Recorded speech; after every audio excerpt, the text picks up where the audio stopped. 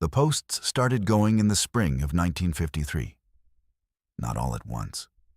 One here, one there. The way rot works, quietly, underground, where you can't see it until the wire is already leaning. Walter Pruitt noticed the first one on a Tuesday morning in April when he walked his south fence line in Ellsworth County, Kansas, after a heavy rain. The post had been cedar, cut from timber he'd hauled up from the creek bottom in 1938 and set that same year. 15 years in the ground. The top of it looked fine, weathered gray and solid. Below the soil line, it had turned to punk wood, soft as a sponge, and the wire had pulled it to a 30-degree lean in the mud. He pressed it with his boot. It gave. He walked the rest of the south line. 3 miles, corner to corner. Took him most of the morning. By the time he was back at the truck, he had counted 11 posts in the same condition, 11 out of 87 on the south fence alone. Soft at the ground line, leaning with the wire, or already broken off and lying in the grass.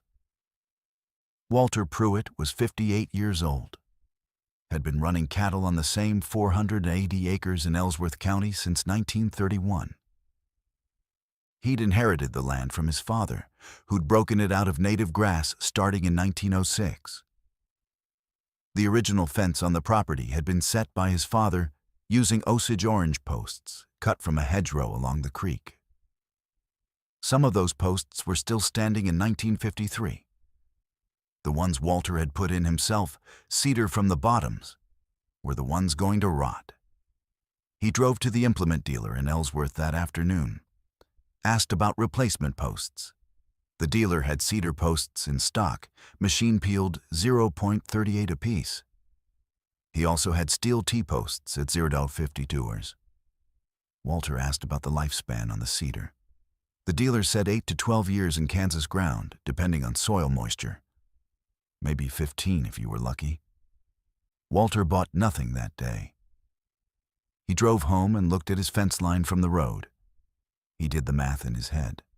87 posts on the south fence alone. The east fence had another 94. The west line, 71.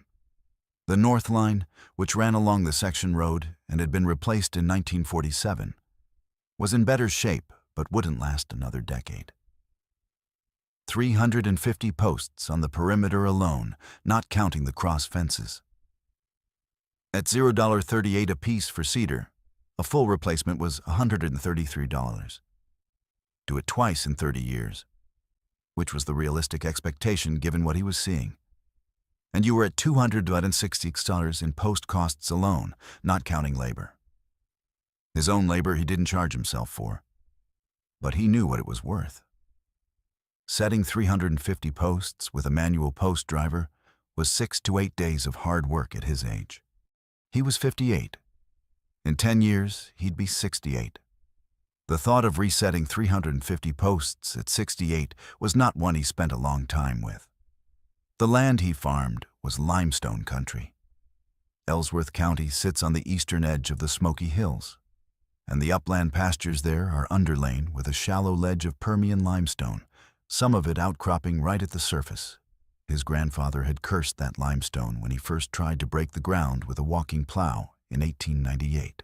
Walter's father had cursed it when he sank post holes along the creek bottom and hit rock at 18 inches.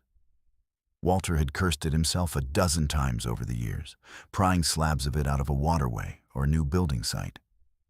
In April of 1953, standing at his leaning south fence with 11 rotten posts and a head full of arithmetic, he looked at the limestone differently.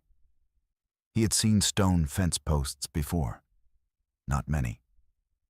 There were a few in Ellsworth County, set by early homesteaders in the 1870s and 1880s, who had no timber and no money for hauling it. Those old settlers had split the flat Permian limestone into rough posts, set them in the ground, and strung wire from them. Some of those stone posts were still standing in 1953. Walter had seen them along old fence lines on abandoned homesteads. They leaned with age, and the wire staples had rusted out decades back. But the stone itself had not rotted. The stone itself was exactly where it had been put. He drove out to look at one of those old homestead fences the following Saturday. It was on a section of land 3 miles east of his place, owned now by the county, never farmed since the family that filed on it had given up and gone back to Missouri sometime before 1910. The fence posts were limestone slabs, roughly 5 inches wide, 3 to 4 inches thick, standing 4 feet above ground. Walter put his hand on one and pushed. It did not move. He dug around the base of it with a stick. The stone went down 18 inches below grade, set in a narrow trench, packed with the native clay that had been there since the post was set, which he estimated was somewhere around 1880 based on the wire gauge and staple pattern. 70 years, give or take, standing solid. He looked at his own pasture, where the limestone ledge broke the surface every 30 or 40 yards in gray slabs and tilted plates. Most of it flat enough and thick enough to work with. He'd been plowing around those outcrops for 20 years, paying no attention to them beyond irritation. He went home and got a cold chisel and a 4-pound hammer. The limestone in Ellsworth County splits along bedding planes when you know how. Walter had split some of it before, making flat stones for a walkway to the cellar door in 1944, and he had a feel for the grain of it. He spent 2 afternoons that week working an outcrop in the south pasture, testing where the stone wanted to cleave. Most of the ledge there was 4 to 6 inches thick. He could split pieces 6 to 8 inches wide and 36 to 48 inches long without much trouble, once he found the right planes. He split 20 pieces the first week. Rough work, nothing precise. He wanted to see what he had. He drove the first one into the ground by hand, using a post maul he'd made years back from a section of steel pipe capped with a cast iron plate. Drove it into a trench he'd cut with a spade along the south fence line, packed the base with clay, tamped it solid. The post stood 42 inches above grade. He strung a length of old wire from it to the nearest sound cedar post and pulled it tight. The stone post did not move. He pushed on it from the side. It gave slightly in the soft spring ground, but held. He set 3 more that week as a test. Left them through the wet of May to see how the ground movement affected them. In June, he went back to look. None of the 4 had shifted. He told his neighbor Vernon Peck about it in late May at the grain elevator in Ellsworth. Vernon ran a cattle operation on the section east of Walter's place. He'd been watching Walter's fence from the road and had noticed the stone posts going in. Vernon said he'd seen them, said they looked like grave markers. He said this in front of 2 other men at the elevator, Roy Sims and a younger farmer named Carl During, who leased ground from the county. All 3 of them had a laugh about it. Grave markers. Who set stone fence posts in 1953? Walter said they'd outlast cedar. Vernon said maybe, but they'd look foolish in the meantime. Roy Sims said stone posts were a horse and buggy idea.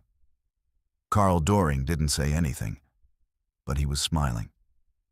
Walter drove home. He spent the rest of May and most of June splitting stone. He developed a rhythm. An hour in the morning before the heat set in, an hour in the late afternoon.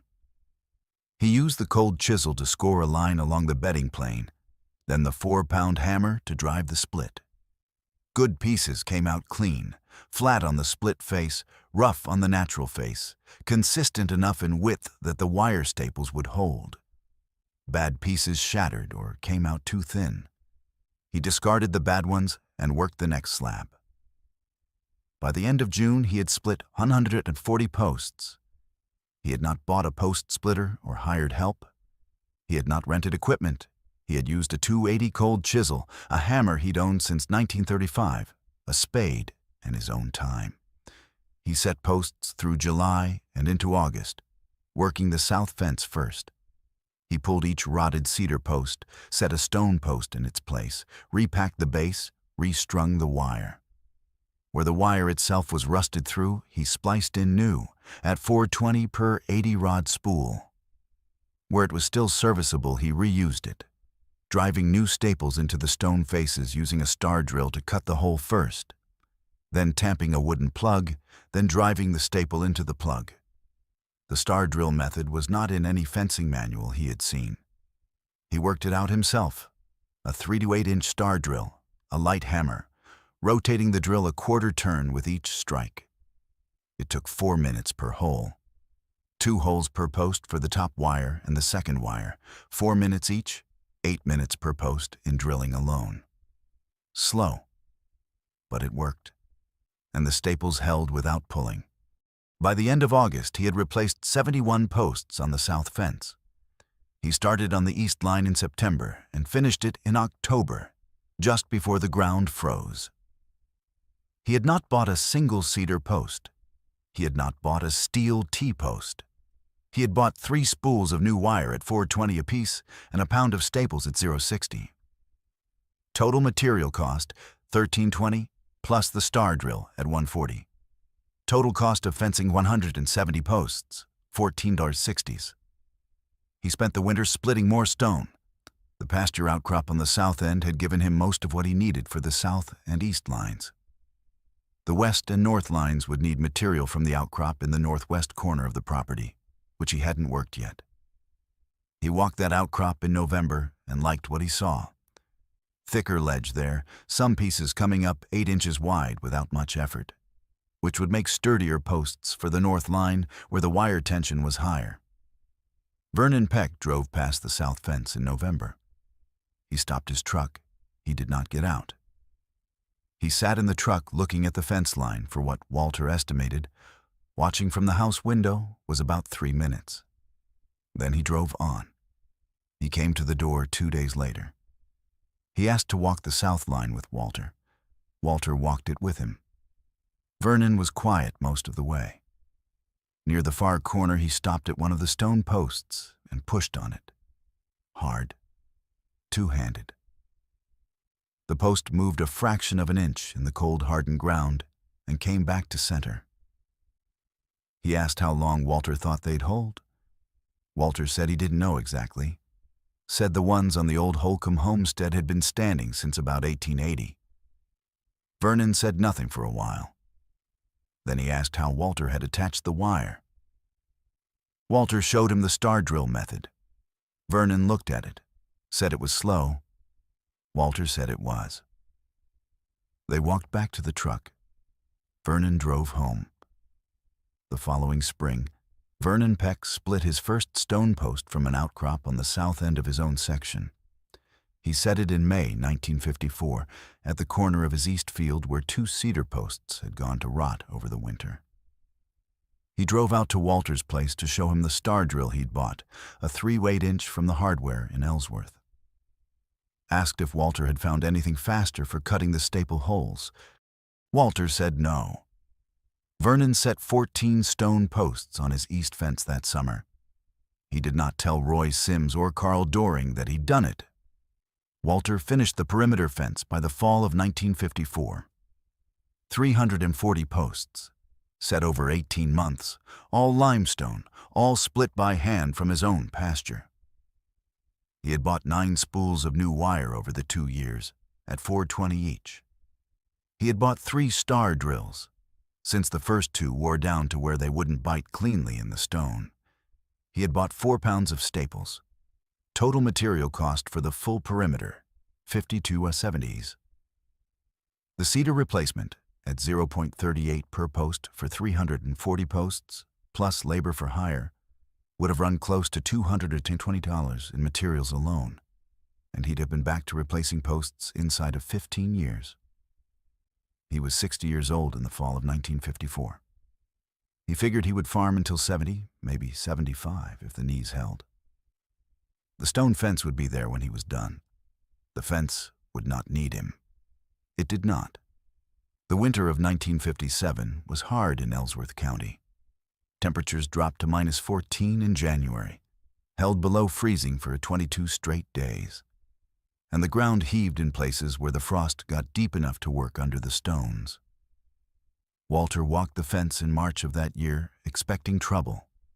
He found 4 posts that had shifted slightly, tilting 2 to 4 degrees from vertical. He reset them in April, a half-day of work with a spade and a tamping bar. That was the most maintenance the fence required in the first 10 years. By 1963, Carl Doering, the younger man who'd been smiling at the elevator in 1953, had bought his own section of ground in the county and was setting a new perimeter fence on the property. He drove out to Walter's place that spring and asked to walk the stone fence line. Walter was 68 by then, slower but still working. He walked it with Carl. Carl asked about the star drill method. Walter showed him. He also showed Carl a modification he'd made in 1959. A short steel sleeve he'd welded from 3 4-inch pipe that fit over the drill and gave him a better grip in cold weather. It cut the drilling time from 4 minutes per hole to about 3. Carl went home and set 90 stone posts on his new east and south lines that summer. He bought his cold chisel and star drill from the hardware in Ellsworth. He did not ask Roy Sims for advice.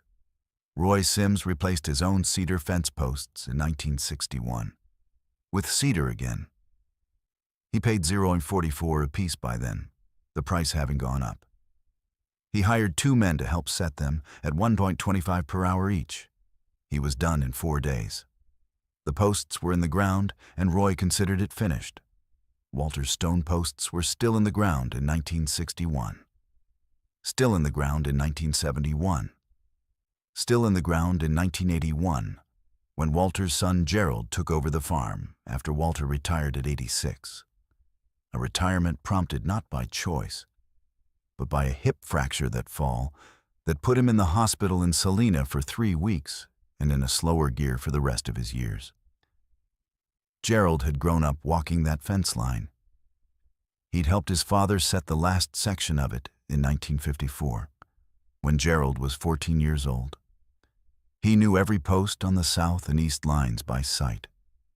Some had developed surface cracks over the years, weathering lines that followed the bedding planes in the stone. None had failed.